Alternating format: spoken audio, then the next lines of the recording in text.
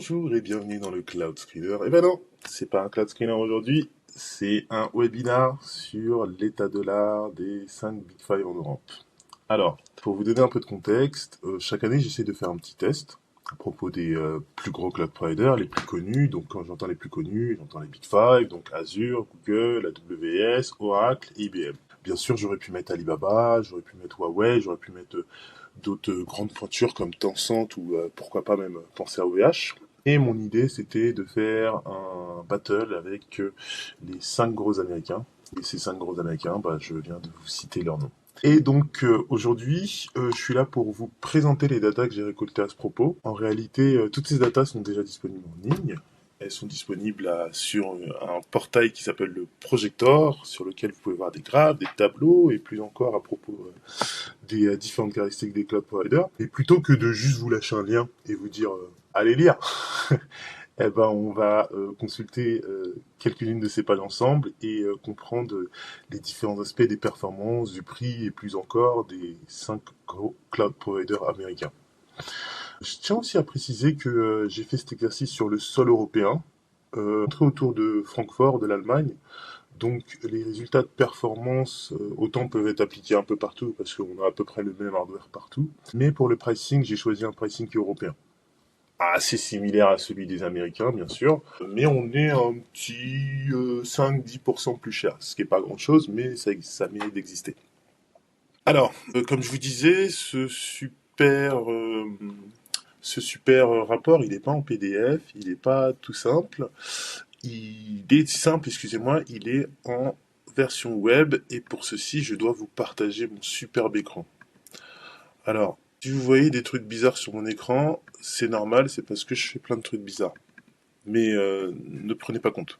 On s'intéresse seulement au benchmark de cloud ici. Ok? Alors, je suppose que vous voyez la super interface qu'on a sous les yeux, avec un vert qui va de sombre à pétant, l'identité même de Cloud Mercato. C'est beau. Et donc, l'étude que je voulais vous proposer, c'est la première, normalement, dans notre super longue liste de projets. Donc voilà, AWS versus Azure versus Google versus IBM versus Oracle. Les VM en Q4 2024. J'ai mis les VM, en fait, j'aurais pas dû mettre les VM, j'aurais dû mettre IaaS. Parce que ici, on va s'intéresser aux performances des VM en elles-mêmes, CPU, RAM, différents workloads qui peuvent tourner dessus. On va s'intéresser aussi au block storage, c'est-à-dire les volumes virtuels qu'on peut accrocher aux machines. On va s'intéresser également à la bande passante des machines entre elles et différents aspects du prix des machines et aussi le petit bonus, la cerise sur le gâteau, la fraise dans le coulis de je ne sais quoi, les performances et le prix des object storage. Parce que, comme je vous disais, on est dans l'IaaS, et pour moi, l'object storage fait clairement partie du IaaS, puisque c'est un composant d'infrastructure. Enfin, le gros machin où vous allez balancer tous vos fichiers de manière dégueulasse, sans vous soucier de ce que c'est. Alors, qu'est-ce qu'on benchmark? Qu'est-ce qu'on fait? Qu'est-ce qu'on a? Oui, juste avant de commencer tout mon blabla à propos du benchmark, basiquement, j'aime faire ce webinar relativement interactif. C'est-à-dire que, bon, moi, je suis capable de parler pendant 4 heures à propos de mes datas. Mais un mec qui parle pendant 4 heures, ça peut être chiant, ça peut être relou. Donc, n'hésitez pas à me couper et à poser des questions directement. Je sais que vous n'avez pas la parole parce que c'est un webinar, mais j'ai oublié de vous présenter mon super compère de tous les jours, monsieur Jérôme Blin, qui est avec nous tous les jours. D'ailleurs, bonjour Jérôme. Bonjour. Voilà. Et Jérôme, ici présent, est en charge de la régie, c'est-à-dire qu'il va scruter vos petites questions. C'est comme un mot de Twitch en fait. Il va regarder vos questions. Si vous commencez à me parler de cul, de trucs bizarres, il va vous dégager. Et si vous avez des bonnes questions, il va me les retransmettre et je vais vous répondre directement. Donc quand vous me voyez sur un graphe en train de parler d'AWS, quand vous me voyez sur un graphique en train de parler d'Oracle, coupez-moi, posez vos questions. Et si vous pensez que je suis passé au chapitre suivant alors que vous avez encore des questions, coupez-moi, il n'y a pas de souci. Et aussi à la fin, on peut revenir sur des questions d'ensemble ou revenir sur des points en détail, il n'y a aucun problème. L'idée encore une fois est de faire ça relativement interactif et pas juste Anthony qui parle pendant 3 ans. Et donc, revenons-en à notre super test.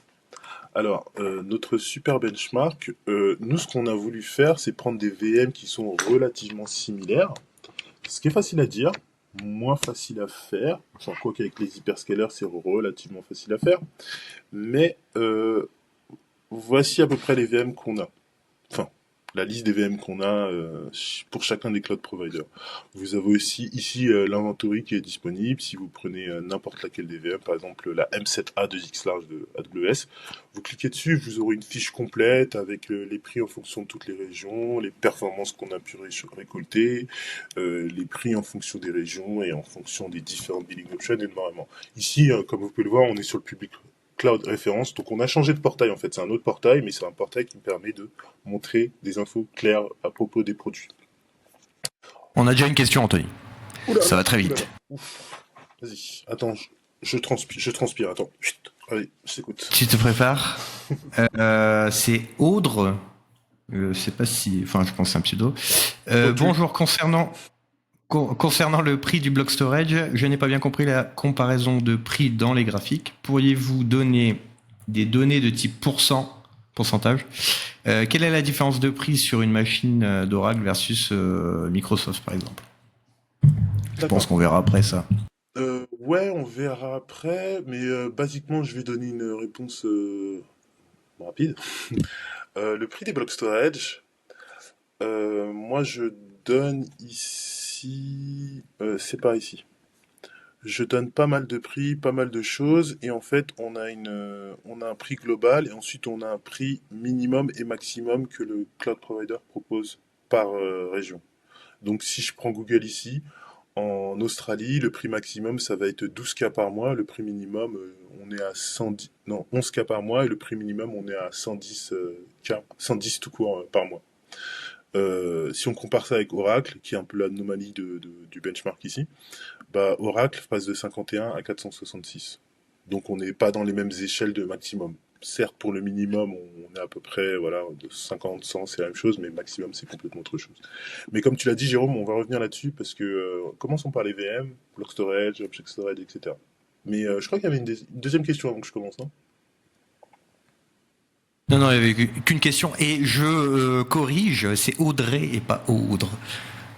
Moi, je voulais l'appeler Audrey, parce que Audre en E, mais, et en anglais, EY en plus, ça fait Audrey aussi, comme Disney, etc. Donc je t'appellerai Audrey. Audrey. Il n'y a pas de souci. Alors, donc je vous parlais de l'inventaire tout à l'heure, avant qu'on parte sur les VM. Alors l'inventaire, il est simple et pas compliqué. Il est simple parce que j'ai voulu prendre du 8 CPU 32 Go de RAM, qui pour moi est une VM à peu près moyenne. On n'est ni dans le trop petit, on n'est ni dans le trop gros, et ça me coûte pas trop cher en plus, puisque c'est 8 CPU au lieu de 32 CPU. Mais j'ai voulu prendre du 8 CPU 32 Go avec les différentes spécifications, les différents éléments différenciants que peuvent proposer les cloud providers. Donc si on regarde juste AWS, c'est assez explicite. J'ai du M7i, du M7a et du M7g. Je commence avec les codes bizarres et les noms chelous. En l'occurrence, M7i, ça veut dire M7 Intel. Le M veut dire General Purpose. Bon, M. Ou Medium, on va dire, Balance. Enfin, je sais pas, bref.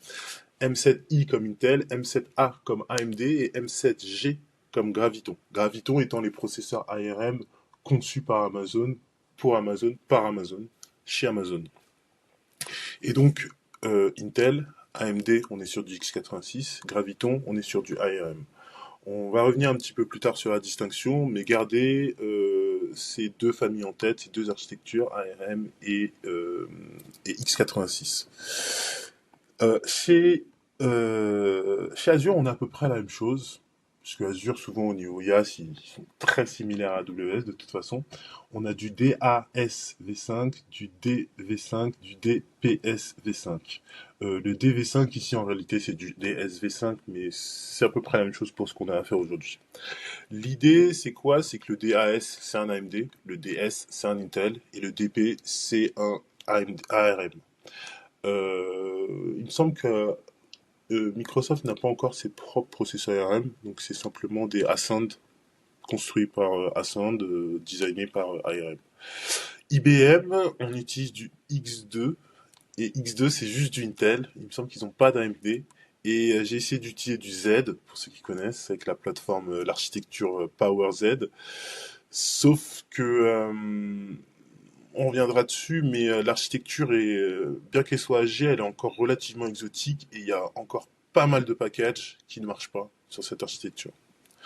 ARM est démocratisé, donc on peut faire à peu près tout ce qu'on veut. C'est pas le cas pour Z, sachant que c'est une architecture IBM faite par IBM et qui reste chez IBM et qui sort jamais de chez IBM.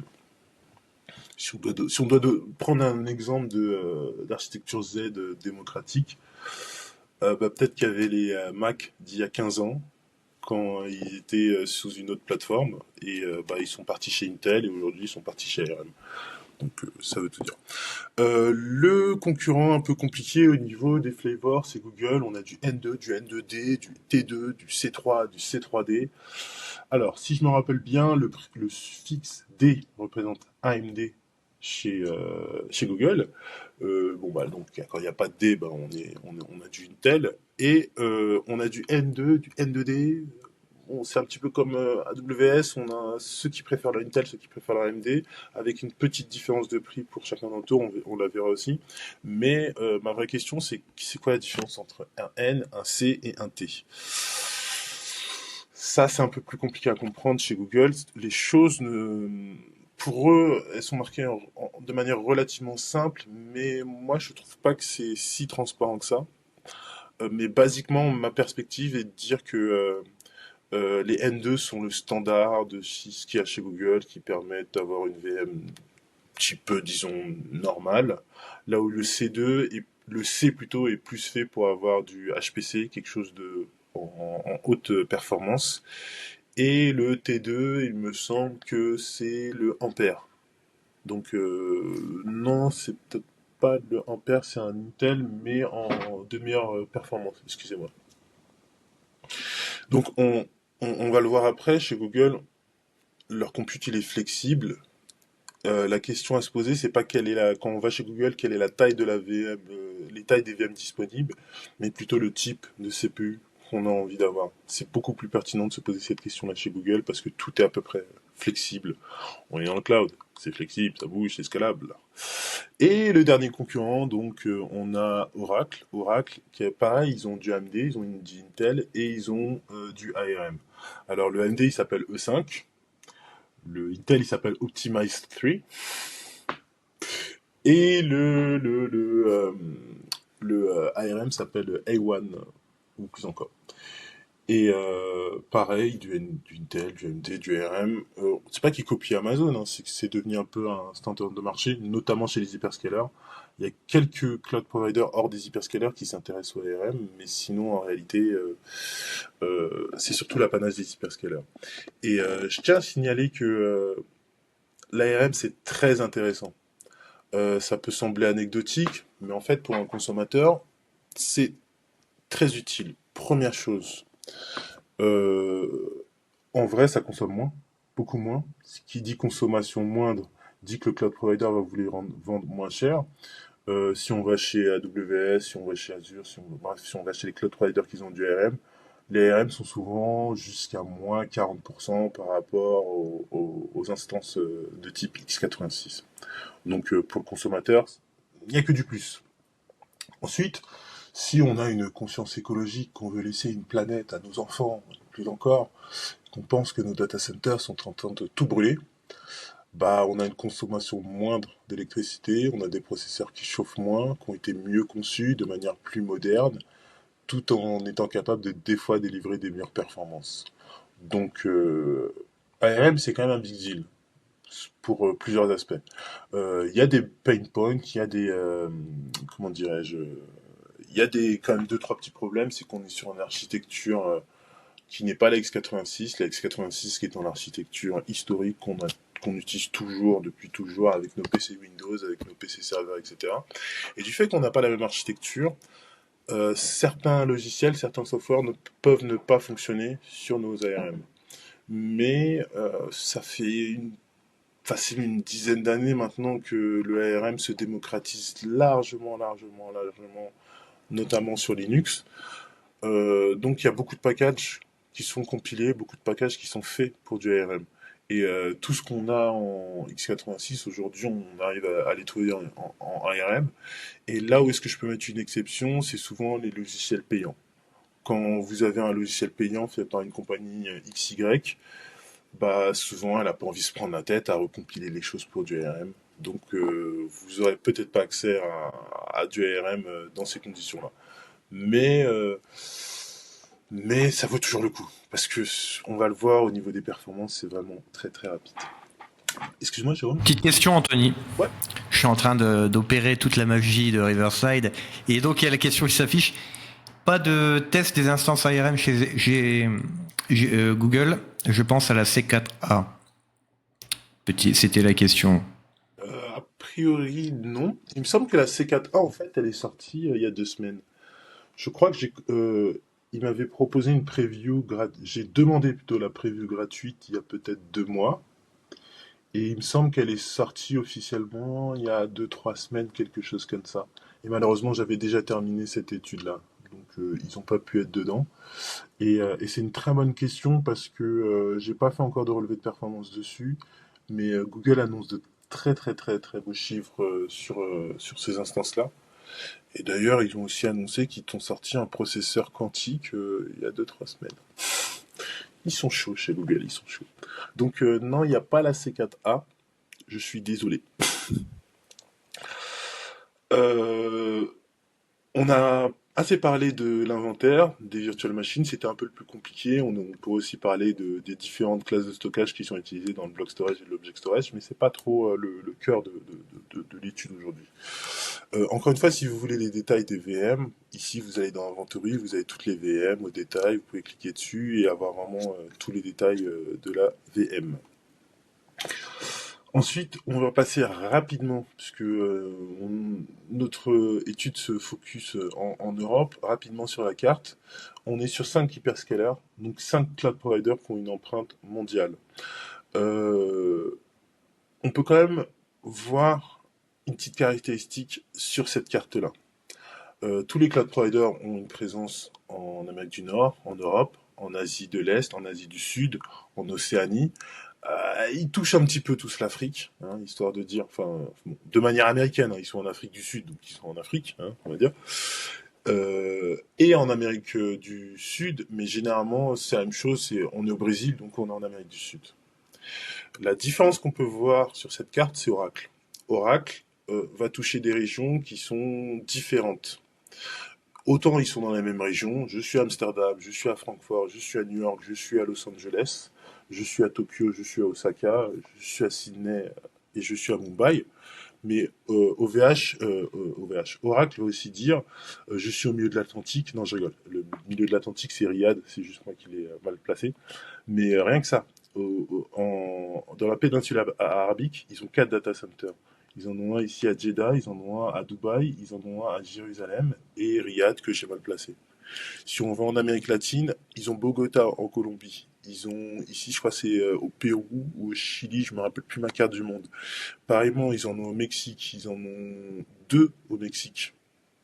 Et toutes les destinations que je vous cite là, Mexique, Pérou ou Chili, je me rappelle plus. Ici, on a aussi en Malaisie. Ils en ont un de plus. Ah, attends. Ouais, c'est le Chili. Oui, oui, oui. J'ai eu un éclair comme ça qui me l'a dit.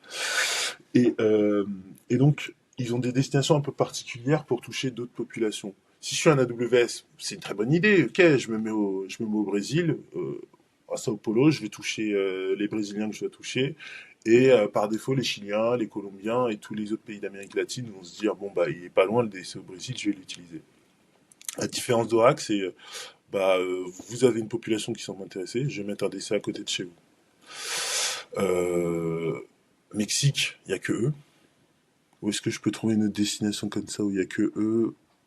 J'allais dire Corée du Nord, mais faut pas abuser quand même, non? Il y a Hicham qui dit que prochainement il y aura 2 régions au Maroc. Voilà. Pour Oracle. Ouais, c'est vrai que j'ai entendu ça aussi. Et pareil, oui, Maroc, Afrique du Nord, qui va implémenter des data centers en Afrique du Nord? dans le classement qu'on a là de cloud provider. Personne, Amazon n'ira jamais mettre un data center au milieu du Sahara. Azure n'ira jamais mettre un data center à Hawaï comme a pu le faire Vulture par exemple. Donc il n'y a que Oracle qui se permet de faire ce genre de choses. Et je tenais à vous le signaler, c'est visuellement prouvable avec le graphique qu'on a sous les yeux, donc c'est intéressant. Est-ce que on parle du spec score? Le spec score, on en parle très rapidement. On peut voir que ça a l'air d'une barre simple, basique. Voilà, tout le monde a à peu près le même score, mais c'est simple, c'est parce que le spec score, c'est un score que j'élabore par moi-même avec mon intellect surdimensionné. Et en fait, c'est simple, hein. Je prends les specs sur le catalogue des différents VM qu'on a testés et j'attribue un point par chaque composant qu'on peut trouver dans le catalogue. C'est-à-dire que je donne des points pour le CPU, je donne des points pour la RAM, je donne des points pour le stockage, pour le GPU et plus encore. Et ici, ce qu'on peut voir, c'est que toutes les VM que j'ai choisies, bah, elles ont le même score parce qu'elles ont la même taille, tout simplement. Elles ont le même score, la même taille. Normalement, si on va par ici, on a à peu près tout. Et en fait, là, le graphique que je vous montre, il diffère. Pourquoi? Parce que j'ai utilisé le score qu'on avait et je l'ai divisé par le prix pour faire une sorte de ratio prix-performance. Je vous l'ai dit, je suis une tête en mathématiques, je fais des divisions. Et donc, on divise le prix par la taille et le score que j'avais donné. Et là, ça nous permet d'avoir la réflexion où est-ce que je vais avoir le plus en payant le moins. On tombe pas encore dans des vraies notions de performance comme je vais vous montrer après, où on se pose la question de quelle est la performance d'écriture, de lecture, de ceci, de cela. Ici, juste on regarde le catalogue et on se dit qui m'offre le plus pour payer le moins. Et ce qu'on voit, c'est que c'est Oracle. Disclaimer alerte, au niveau prix, Oracle défonce tout, donc je vais souvent vous dire, ici c'est Oracle. C'est pas moi qui fais les scores, c'est pas moi qui fais le marché. Je vous donne tout ce que j'ai sous la main. Et qui plus est, Oracle ne me sponsorise pas, je tiens à vous le dire. Et donc, ce qu'on voit, c'est que si je prends la M7A de AWS, elle est à 55 centimes, ce qu'on voit ici. Si je prends la AMD de chez Oracle, ici la E5, elle est à 19 centimes, 18-19 centimes. Donc oui, forcément, Oracle va être deux fois et demi moins cher. Donc dans ce tableau-là, le gap va être visuel. On va voir qu'on est beaucoup moins cher. Euh, Tout à l'heure, je vous disais que les gravitons, les ARM sont moins chers. Ce qui est le cas, hein. Si je prends la VM AMD, ici on a 55 centimes, et la VM Graviton ARM chez AWS, on est à 39 centimes. Si je fais la même chose chez Oracle, on a 18 centimes pour la AMD, et on est à 8 centimes. Ouf, à chaque fois que je regarde des prix comme ça, je vais revérifier mes prix après et je me rends compte, non, j'ai pas de bug. On est vraiment à 8 centimes par heure pour une VM ARM. La même VM qu'on aurait à 39 centimes chez AWS. Là, on est en train de parler de prix à l'heure. On est dans le cloud, on pourrait avoir des prix à l'heure, on en a au mois, on en a à l'année, et on peut même diviser à l'année en les prix à l'année où je paye tout d'avance, les prix à l'année où je paye la moitié d'avance, et les prix à l'année où je paye rien d'avance, mais je paye tous les mois. Et on pourrait rajouter les prix sur 2 ans, et on pourrait rajouter les prix sur 3 ans, et même chez certains cloud providers, des prix sur 5 ans. Et quand je suis un commercial et que je discute avec les cloud providers, bah, tout est négociable en réalité, tant que chacun a les cartes pour pouvoir négocier ce qu'il a envie de négocier. Moi, ici, ce que je vous propose, c'est les prix à l'heure, c'est ce qu'on voit, et il y a aussi les prix en monthly et en yearly. La chose à se dire, on va rentrer dans les détails tout à l'heure au niveau des prix, mais la chose à se dire, c'est que Oracle ne propose pas de prix à l'année, contrairement aux autres compétiteurs ici. Donc, quand je choisis ici un prix sur un an, Oracle va me proposer le même prix. Les autres, par contre, vont avoir des discounts qui peuvent aller jusqu'à moins 50%, il me semble, sur un an. Donc, l'écart va se creuser entre les cloud providers, mais le prix un an de Oracle, en fait, est toujours bien meilleur que le prix heure de Oracle est toujours bien meilleur que le prix un an de la plupart des cloud providers qu'on a sur le panel. Donc, voilà un petit peu pour l'évaluation des performances et du prix performance seulement dans une perspective de catalogue. Maintenant, on va se poser d'autres questions, on va booter les VM, on va rentrer dedans, lancer des tests et regarder les relevés de performance qu'on a. Alors, ici, on a utilisé Geekbench. Tiens, tu as marqué 5 alors que j'ai utilisé le 6. C'est un peu dommage. Et en fait, Il y a 2 petits messages, excuse-moi Anthony. vas-y. Vas-y. Alors, il y a Lionel qui nous dit on couvre aussi d'autres régions ou pays via des partenaires avec Oracle Alloy comme le Koweït. Bien vu. Ça c'est Lionel. Et il y a Badr, je sais pas si on dit Badrari ou Badrari. Oracle permet une finesse extraordinaire d'allocation des ressources CPU, RAM et stockage. Alors, ce dernier point, il est super intéressant. On va faire une petite ellipse pour en parler.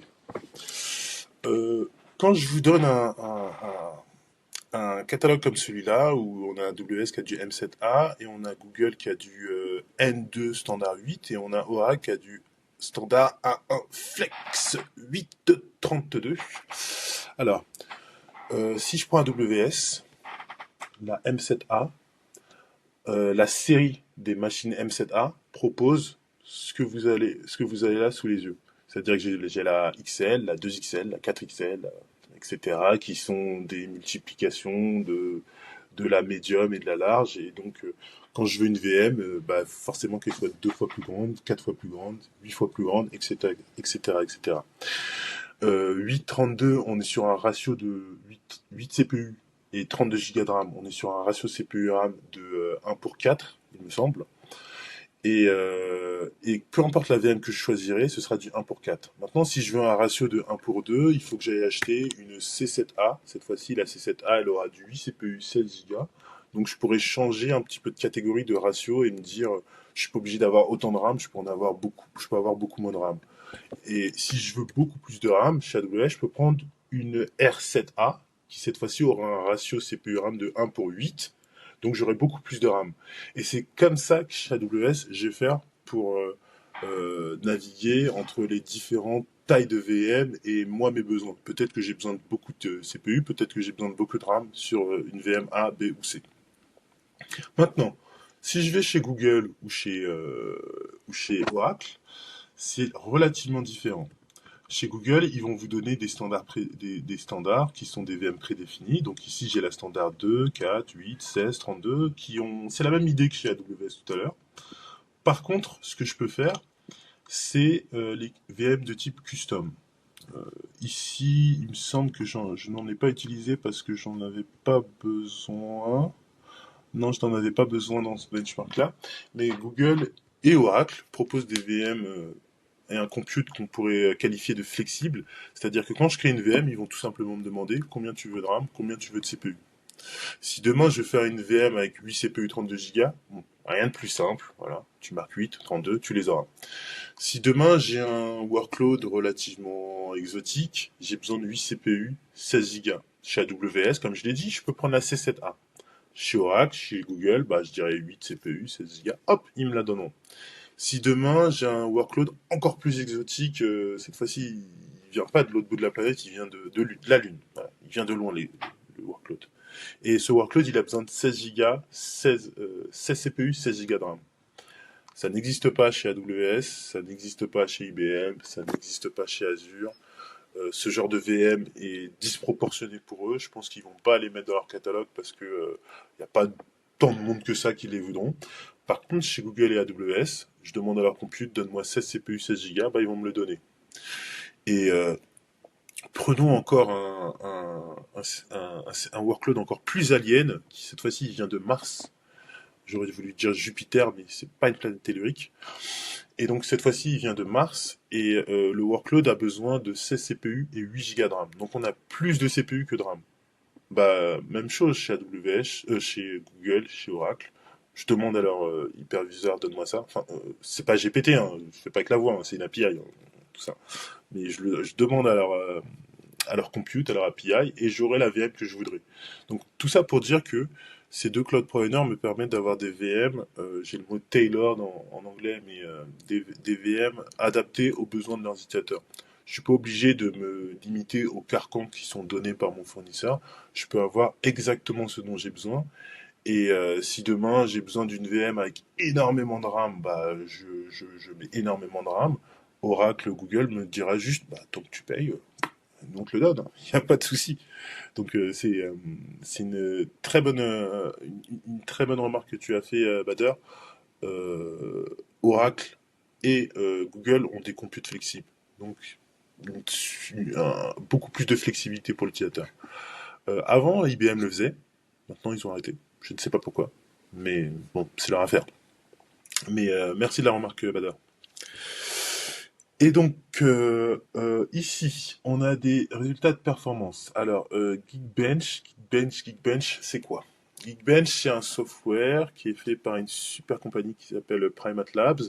Je suis pas fan de Geekbench parce que c'est pas open source et que moi je fais des benchmarks. Et donc, quand je fais des benchmarks, j'aime bien savoir ce qui se passe. Et bah, vu que c'est un logiciel propriétaire, qu'il est compilé, qu'ils me le vendent, bah, je sais absolument pas ce qu'ils font, à part ce qu'ils me disent qu'ils font, et moi je peux juste leur faire confiance. Et comme la moitié de la planète benchmark leur fait confiance, bah je suis obligé. Mais moi je suis pas fan du tout de ce logiciel. Et donc, Geekbench, qu'est-ce qu'il fait? Geekbench, ils lancent une quarantaine de workloads, ce qu'on appelle chez eux des micro-benchmarks, une quarantaine de workloads dans différents domaines d'activité. Et il prend le résultat de ces 40 benchmarks et il les agrège et il nous donne un single score et un multiscore. Le single score, c'est la partie pleine de la couleur ici. Le multiscore, c'est la partie transparente. Donc le single score, en fait, il s'agit de lancer le workload sur un seul CPU, un seul, je dirais pas thread, mais prenons, disons, un seul CPU. Et le multiscore, il s'agit d'utiliser l'entièreté de la machine. Alors, qu'est-ce qu'on voit? On voit qu'AWS est très bon. On voit que Oracle n'est pas le premier, mais Oracle n'est pas le dernier non plus. On voit que Google, Azure sont en plein milieu. Et en fait, basiquement, moi, de ce que j'ai vu pendant l'année dernière, j'ai compris que Amazon avec son AMD cette année, ce qui n'était pas le cas des précédents AMD chez Amazon, a voulu placer son AMD en très haute gamme, très haute performance. Et c'est ce qu'on voit ici.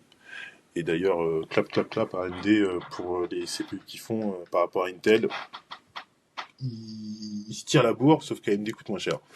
Donc les gens achètent ce qu'ils veulent. D'ailleurs, je dis ça que les AMD coûtent moins cher que les Intel, mais chez AWS, si on regarde le prix, le AMD est plus cher. Bref. Et donc, ce qu'on peut voir, c'est que, basiquement, les cloud providers ont à peu près les mêmes générations de CPU. Si vous avez les mêmes générations de CPU, vous avez à peu près les mêmes performances. Après, il y a des facteurs extérieurs qui rentrent en compte, etc. Mais tout le monde a à peu près les mêmes performances. Rien d'exceptionnel. Là où est-ce que ça diverge pas mal, c'est quand même la scalabilité. Je vous parlais tout à l'heure de single CPU, multi-CPU. Ici, je prends la VM Amazon. On peut voir qu'en single score, on a du 2000. On peut voir qu'en multiscore, on a du 10 000. Ma VM a 8 CPU. Donc en vrai, en théorie, dans un monde parfait, un monde idéal, un monde où le capitalisme et le communisme ont pu vivre ensemble, euh, on devrait scaler en x8, parce qu'on a 8 CPU. Donc mon score de 2000, je devrais faire 2000 x 8 pour avoir le multi-CPU. Et 2000 x 8...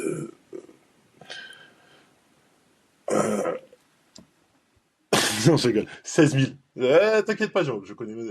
je suis passé en CM1, en CE2, tout ça. J'ai fait tout ça. T'inquiète pas, Jérôme. Avant de faire du benchmark, j'ai fait mes tables de multiplication. Et donc, on devrait avoir du 16 000 et c'est pas ce qu'on a. On a du 10 000. Et selon mon super calcul, on a scalé à 521%. Et encore une fois, moi j'aurais voulu scaler à 800%. Je passe de 1 à 8, j'aimerais que ça aille 8 fois plus vite. Mais c'est le même dilemme que les femmes enceintes. Tu prends deux femmes enceintes, elles n'accoucheront pas un bébé deux fois plus vite. Tu prends deux maçons ou trois maçons, ils ne te feront pas un mur trois fois plus vite qu'un seul maçon tout seul. Parce qu'il y a toujours des choses d'ordonnancement, de coopération et plus encore. Donc c'est toujours intéressant de regarder, de se dire que c'est pas parce que quand j'ai lancé un workload avec un CPU, il a pris tel nombre de temps, qu'en fait en scalant, il va prendre beaucoup moins de temps, il sera beaucoup plus efficient. Ici, chez AWS, on est sur du 521%. Si je vais juste en dessous avec le Intel il scale encore moins bien. Il est juste à 381%. Après, c'est pas non plus complètement global ce que je vous dis, hein. Il y a des workloads qui scalent mieux que d'autres, ça dépend les puces qu'il y a dans le CPU, ça dépend aussi comment a été codée la chose. Mais c'est intéressant de savoir qu'on scale pas à 100% de ce que la machine propose. Quand je dis 100%, c'est dans la tête. Ici, le 380%, dans le monde idéal, encore une fois, il devrait être à 8000. Jérôme, 2 fois 8. Non, je rigole, c'est bon, t'inquiète. 7 fois 7. Celle-là, je l'oublie jamais en plus. Bah, c'est trop facile. 9 fois 9. 80, Ah, mais 83, super 81 ou doué en 83, je fait. sais même plus. 80, Ah, 83. ok, merci. Bon, bah, t'es plus si doué que ça en fait, hein, sur le dernier là. Je suis déçu. Pardon, je me rattraperai. Il n'y a pas de souci. T'inquiète, là, attends, on va regarder prix performance. Peut-être on va avoir du calcul, peut-être ça va se corser pour moi. Parce que là, il y a des virgules et les virgules, moi, j'ai du mal. Alors, faisons du prix performance, comme on avait fait tout à l'heure pour le spec score, sauf que le spec score, encore une fois, c'est un score basé sur le catalogue, donc ça reflétait pas la réalité de la réalité du cloud, ça représentait juste ce qu'on me vend sur le catalogue. Le problème de ce qu'on me vend sur le catalogue, c'est que dans le concret, ça veut rien dire. Et ici, on a du concret, du dur, du marbre, qui doit nous permettre d'avoir des vrais repères. Alors, si on retourne tout à l'heure sur les performances, on avait AWS qui était bien meilleur, enfin meilleur en tout cas, et on avait ensuite la moyenne des cloud providers qui était là. Maintenant, si on regarde le prix performance, on a autre chose qui se dessine. Si on reprend tout à l'heure ce dont je parlais avec les prix d'AWS et d'Oracle, Oracle était bien moins cher. Et tout de suite, ça se ressent dans le benchmark qu'on a sous les yeux. AWS avait beau être le meilleur, ici c'est Oracle qui ressort. Prix hourly, prix yearly, hop, on change. Et là, en prix yearly, le gap se resserre. Le gap se resserre, la VM Optimize 3 de chez Oracle devient un petit peu euh, vaut un petit peu moins le coup que tout à l'heure. Mais en réalité, il me semble que la Optimize 3 est un petit peu vieille. Et que va y en avoir, et qu'ils vont renouveler leur Intel. Et que quand ils vont renouveler leur Intel, je pense qu'ils vont être super agressifs aussi. Et donc, comme on peut le voir, en Hourly, il n'y a pas de question à se poser, hein. Oracle éclate tout le monde. En Yearly, on peut commencer à se dire peut-être que je pourrais stocker ma VM chez un concurrent, ça vaudrait aussi le coup. En 3 year, la question se pose réellement. Mais encore une fois, est-ce que vous avez envie de vous engager? Je parle pas de votre mariage, vous faites ce que vous voulez, mais je parle de votre fournisseur de cloud. Est-ce que vous voulez vous engager sur 1 an, sur 2 ans, sur 3 ans? Ou est-ce que vous voulez juste avoir la philosophie du cloud et se dire je suis flexible, je viens, je vais, je vais et je fais ce que je veux avec mes instances? Est-ce que vous avez besoin d'une VM que vous bootez qui va lancer un workload et qui va s'éteindre? Ou est-ce que vous allez booter une VM qui va durer 1 an, 2 ans, 3 ans, 5 ans, 6 ans? Et même avec votre VM de 3 ans, est-ce que vous allez vraiment rester 3 ans? Bon, ça c'est vos questions, c'est votre vie privée, ne me répondez pas, je ne sais pas. Mais vous avez les datas pour faire votre choix de manière plus éclairée. Alors ici, on a regardé donc des relevés de performance, on a regardé du prix perf. On va pas faire tous les onglets parce qu'en réalité, bon, le compute se ressemble un petit peu partout et plus encore. Ce que j'aimerais vous montrer en dernier aspect des performances, c'est ici, c'est la bande passante. La bande passante, elle est intéressante à observer pour une raison simple. C'est Google. Google est toujours très bon en termes de bande passante. Là, on parle de bande passante d'une VM jusqu'à son block storage. Non, excusez-moi, d'une VM jusqu'à une autre VM similaire dans la même availability zone. Mais on pourrait parler de la bande passante donc du block storage. On pourrait parler de la bande passante entre deux AZ, deux availability zones, entre deux régions, entre deux continents. Et peu importe le scénario qui est pris, même entre Object Storage et VM, peu importe le scénario qui est pris, Google est toujours très bon au niveau bande passante. Il n'y a vraiment aucune question à se poser. On peut voir que chez Oracle, il y a deux trois petites VM qui sont un peu en galère. Et moi, le 4 gigabits ici, il m'étonne un peu. Il m'étonne, sachant qu'une VM plus ancienne a l'air de pouvoir déployer des meilleures performances qu'une VM récente. Donc j'ai un petit doute là-dessus, mais la chose à garder en tête, c'est que avec les cloud providers qu'on a sous les yeux, c'est pas le cas chez tout le monde, mais en tout cas avec les cloud providers qu'on a sous les yeux, plus la VM est grande, plus elle est censée vous proposer une large bande passante, c'est-à-dire plus vous pourrez aller rapidement avec elle. Quand je vous disais tout à l'heure que Google est très rapide, c'est parce que Google, vous pouvez prendre une petite VM, vous aurez déjà du 10 gigabits ou du 15 gigabits. Chez AWS, faut quand même avoir un petit 8 CPU avant de commencer à avoir des bonnes valeurs. Mais il y a beaucoup de cloud providers en fait qui proposent beaucoup moins de bandes passantes. Et là, avec les hyperscalers, on est à peu près sur du 10 gigabits en moyenne, ce qui est moderne, tout simplement. La valeur qui est donnée par Oracle ici, pour moi, 4 gigabits, il y a encore pas mal de cloud providers qui proposent ça. Beaucoup d'utilisateurs qui ne verront même pas ça comme un problème. Mais en soi, c'est pas moderne, on va dire, pour rester correct. Voilà pour la bande passante. J'essaie de faire vite, comme ça vous pouvez me poser des questions.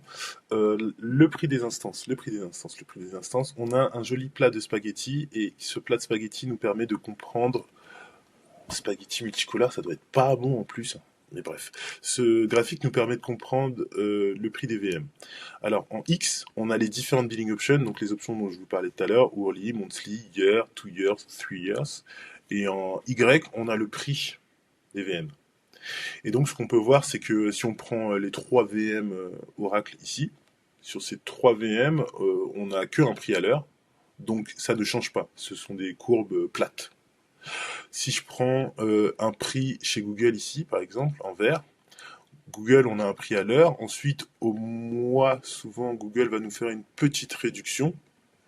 Et ensuite, à l'année, on aura une réduction. Et ensuite, sur 2 ans, on aura encore une réduction. Et ce modèle de réduction à l'année, réduction sur 3 ans, c'est AWS et Azure ont la même chose. Simplement, Google souvent propose un petit discount au mois et IBM fait la même chose, propose un petit discount au mois, mais IBM ne propose pas de prix sur l'année. Donc maintenant qu'on a un petit peu en tête toutes les règles, comment se lise tableau, etc., ce qu'on peut voir, c'est que bon, Oracle, ils éclatent tout au niveau prix, hein, il n'y a aucune question à se poser au niveau hourly. Ensuite, à 1 an, ça commence à se confondre avec les autres. Les autres commencent à dire, oui, bon, on joue un peu dans la même cour, etc. Et à 3 ans, bah oui, Oracle est comparable clairement avec les autres.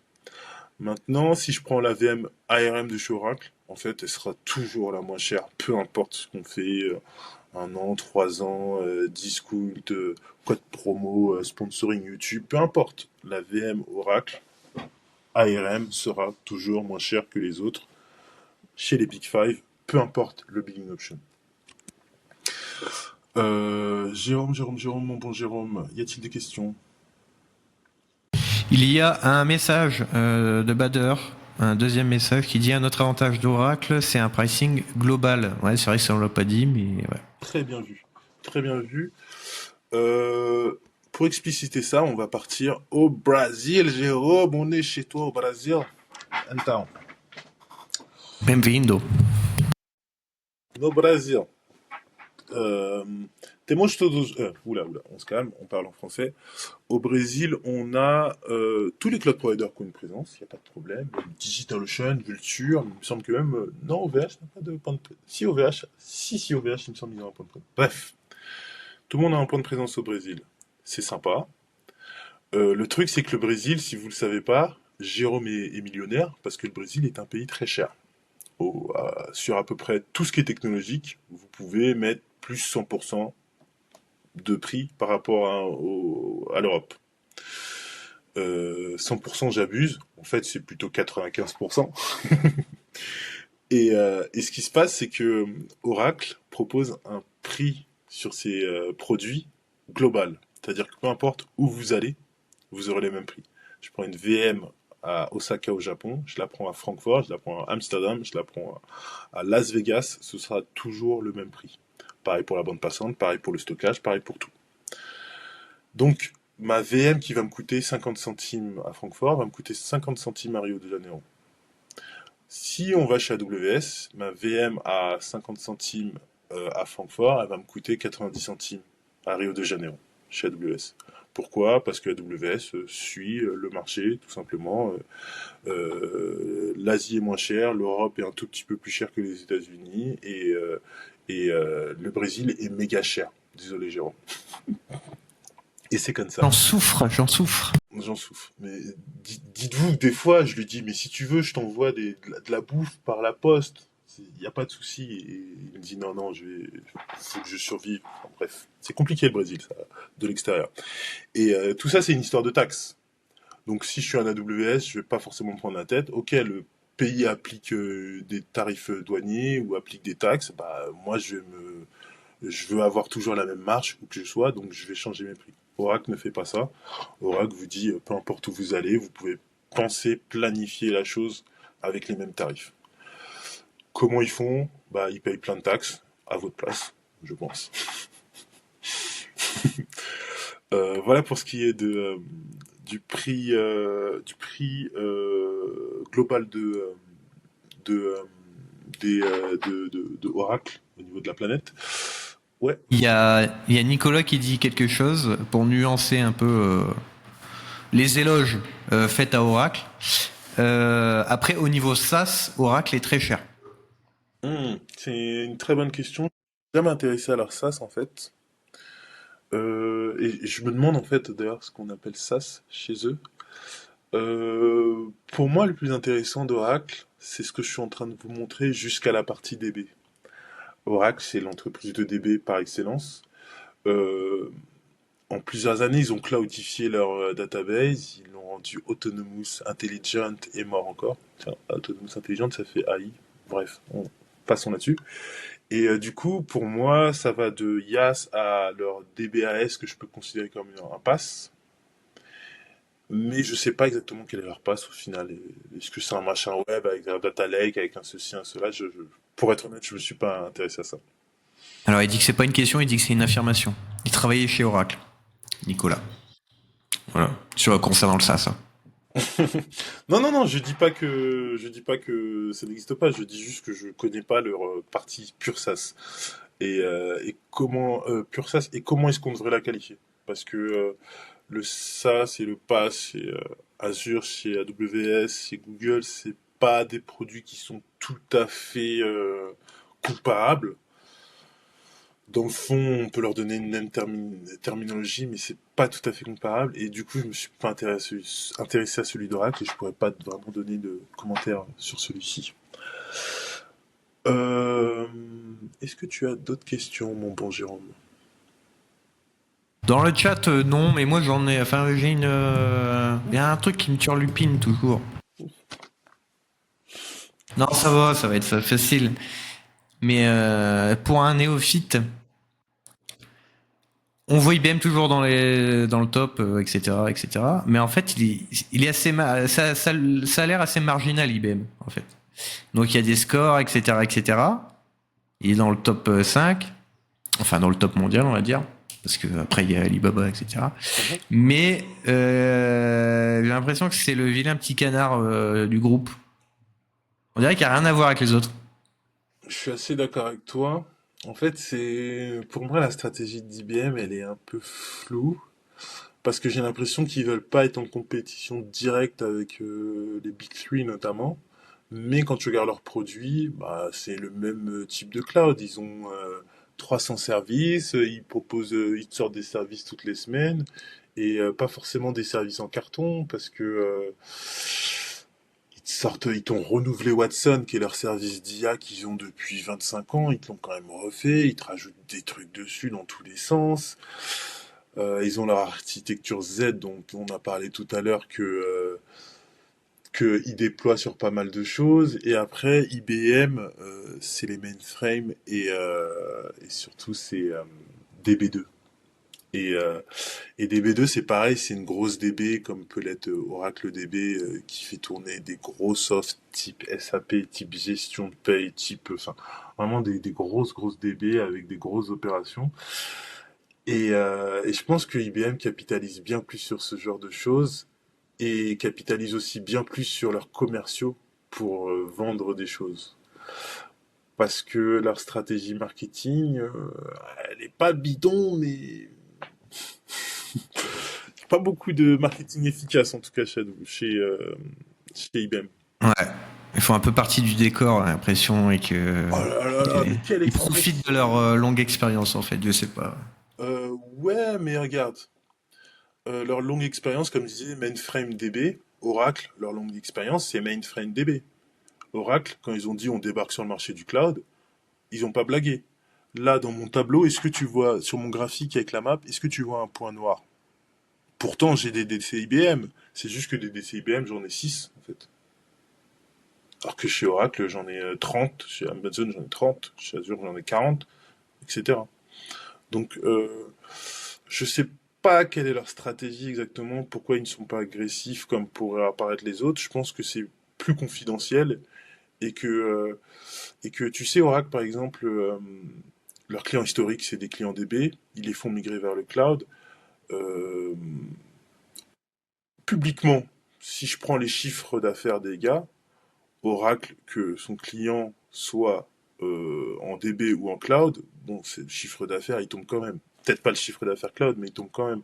IBM, c'est la même chose. Mon gars, il est en DB2, je lui vends un abonnement, une souscription, etc., pour qu'il puisse avoir de la maintenance. Bah, il me fait rentrer du chiffre d'affaires. Le jour où cette meuf ou ce gars veut aller dans le cloud, bah, on a toutes les solutions pour qu'il puisse migrer, mais en réalité, il me rapporte déjà de l'oseille et dans le cloud, il n'aura pas de lecteur disquette pour insérer son soft, enfin insérer ses datas dans son soft. Et je dis ça, c'est vrai, hein. Il y a encore des gens qui ont besoin d'un lecteur disquette avec leur mainframe. Donc c'est pas si simple que ça. Ok. Il y a Bach, Le musicien? euh, je crois bien, qui nous dit en anglais, alors je vais sortir mon accent. We work mostly with Kubernetes on Oracle Azure and price performance wise Oracle is the best. Clairement, clairement, clairement. On me demande souvent, est-ce que tu as fait un benchmark Kubernetes, Anthony? Anthony, est-ce que tu l'as fait? K8S, s'il te plaît. Moi, je leur réponds, bah, j'aime pas Kubernetes déjà, mais mon avis compte peu. Mais ce que je réponds plus sérieusement, c'est qu'un benchmark Kubernetes, c'est pas compliqué, hein. Kubernetes utilise le IaaS. C'est un créateur de pass qui utilise le IaaS existant. Donc, quand je vous donne un benchmark de VM, ça s'applique directement à Kubernetes. Quand je vous donne un VM, un benchmark de block storage, d'object storage, ou peu importe, ça s'applique directement à Kubernetes. Mais vraiment, il n'y a pas plus direct. Tout ce qui manquerait, en fait, ce serait un estimateur de coût, où vous pourriez créer votre plateforme et dire, ah, moi, je veux 3 de ça, 2 de ça, 5 de ci, 5 de ça.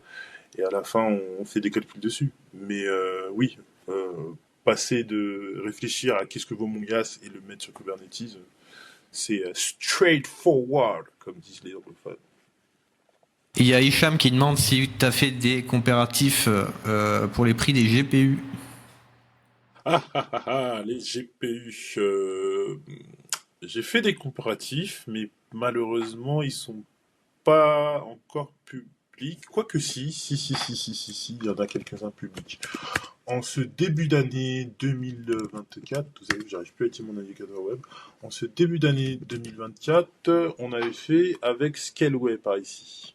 Une étude avec Scaleway où on comparait les GPU sur 3 aspects des performances. La génération d'images, la génération de texte et le speech to text. Donc Invoke AI pour les images, Oliama pour le GPT et Whisper pour le speech to text. Et basiquement, ce qu'on avait fait, c'est qu'on a pris la H100 de chez Scaleway qui est ici et on a pris d'autres cartes graphiques chez d'autres cloud providers. Et on voulait prouver que la H100 de Scaleway est capable de performer.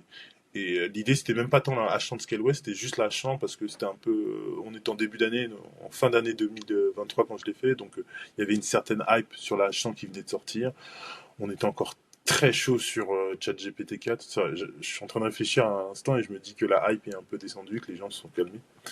Et donc on peut voir que la H100 est ultra plus performante au niveau LLM, comme au niveau speech to text, comme au niveau génération d'images.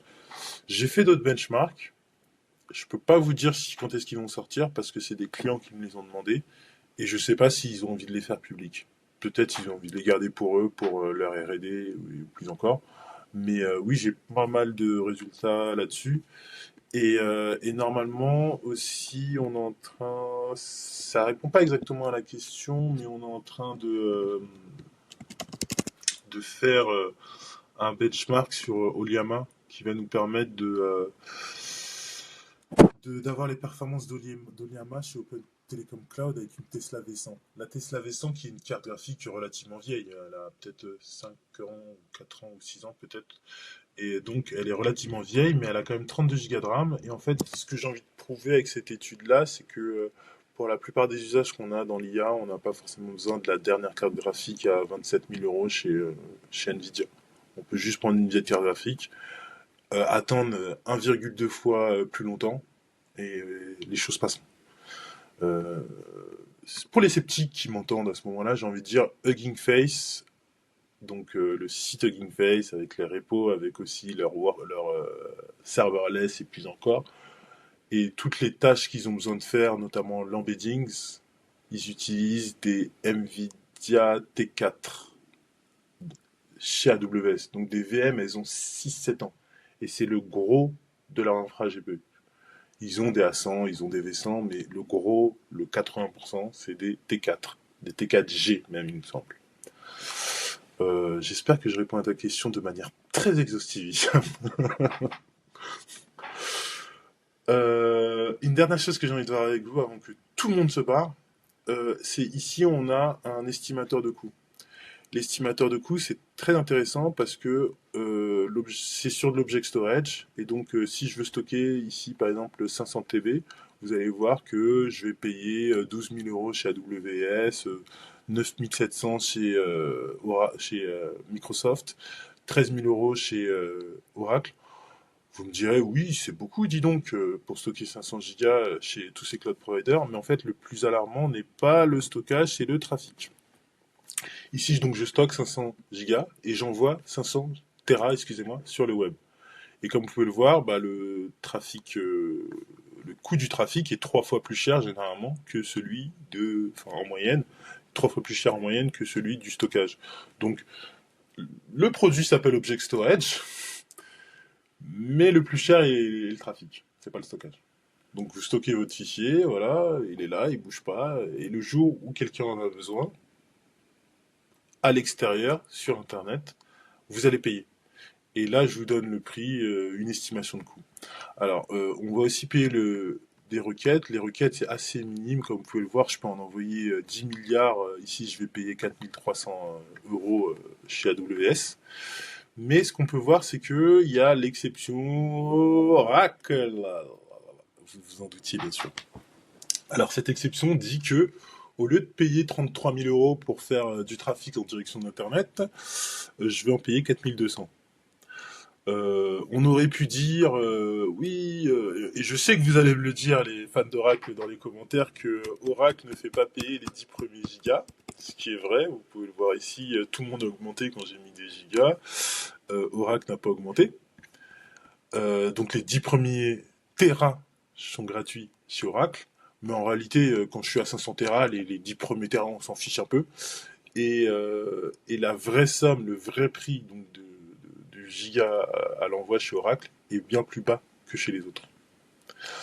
Et, euh, et gardez ça en tête, parce que moi là je vous le présente de manière simple, voilà, c'est comme ça se passe, etc. Mais pour la plupart des gens, ce deuxième coup de trafic, c'est un coût caché qu'on ne voit pas et qu'on ne se rendra compte que lorsque le méchant cloud provider va nous facturer. Mais en fait, c'est pas qu'il est méchant, c'est pas que il a envie de vous tuer, il a envie de faire du business avec vous, votre fournisseur. C'est simplement que c'était marqué dans la doc de manière compliquée, avec des tableaux et des tiers et des ceci et des cela. Et là, moi, je vous mets une estimation et l'estimation, elle vous donne des chiffres simples. Alors que si, par exemple, on va ici dans le public cloud référence et que je vous donnais en fait un exemple de tarification, on va prendre celui d'AWS. Un exemple de tarification. Ici, par exemple, pour Amazon S3, prenons US West Oregon, on a 4 tiers pour le trafic. Donc le prix de base, le prix après 10 Tera, le prix après 100 Tera, le prix à 150 Tera. Pour le stockage, pareil, on a 3 tiers et ensuite on a pris des requêtes.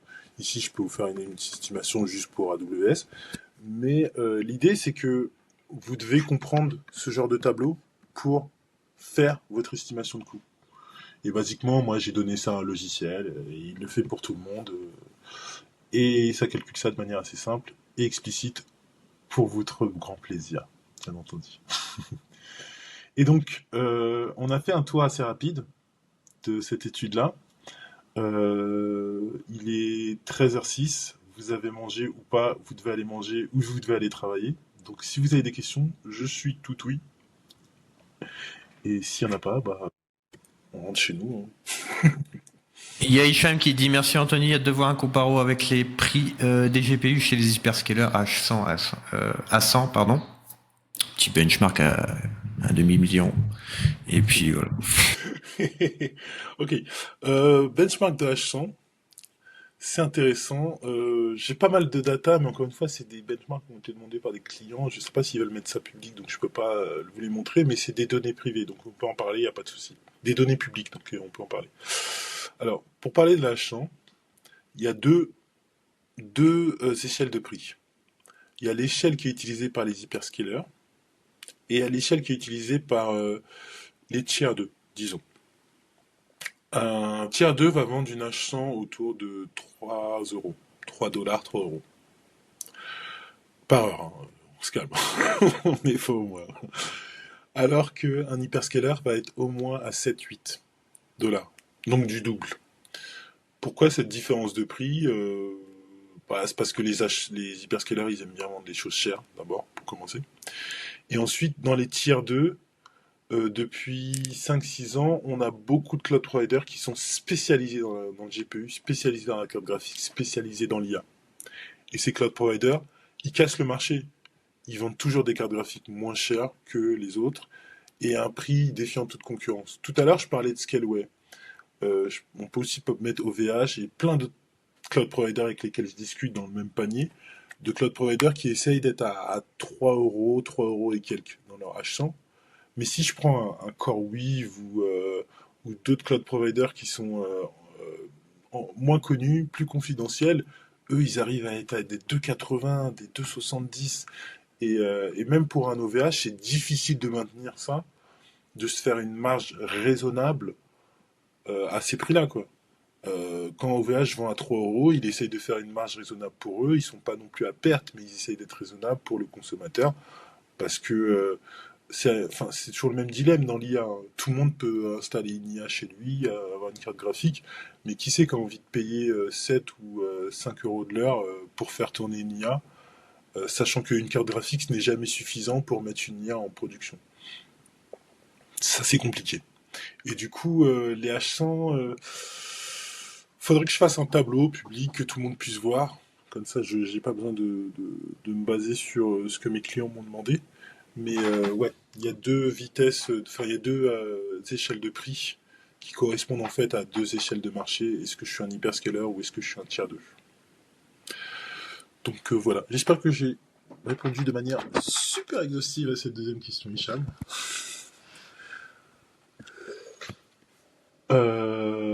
Yes, il dit que oui, il te remercie.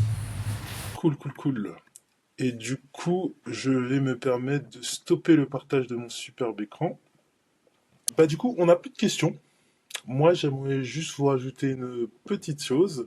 D'abord, on est en fin d'année. Je suis content, c'est la fin de l'année. On va arriver en 2025, les fêtes de fin d'année, le foie gras, le cadeau, tout ça. C'est cool. Je vous souhaite à vous tous des bonnes fêtes de fin d'année. J'espère que j'ai rassasié votre curiosité avec ce webinaire. Normalement, il sera disponible sur YouTube dans très peu de temps. J'aimerais vous parler du sponsor de cette vidéo. Le sponsor, est-ce que vous savez c'est qui? C'est moi-même en réalité le sponsor de cette vidéo. Et en fait, on est en train de lancer un super service de consulting. Vous venez, vous prenez un rendez-vous, on discute pendant 1 heure de votre besoin à propos du marché du cloud. Des réponses seront données par mon cerveau, par ma plateforme ou par ma DB, ça dépend. Et avec ce service-là, on peut répondre à pas mal de questions, que vous soyez une startup, que vous soyez un product manager, que vous soyez un marketeur, que vous soyez un technique. Si vous recherchez de la data à propos du cloud, je pense que ce service peut vous intéresser. passez sur mon profil LinkedIn, venez me demander, on a un petit lien, on vous enverra ça, et vous pourrez faire du consulting et répondre à vos questions le plus rapidement possible. Voilà pour le sponsor. Il n'était pas chiant, hein. C'était pas un SudVPN ou un Casper Ghost VPN. Désolé. Donc, sur ce webinaire est terminé. Je vous remercie de votre présence et je vous souhaite la bonne journée.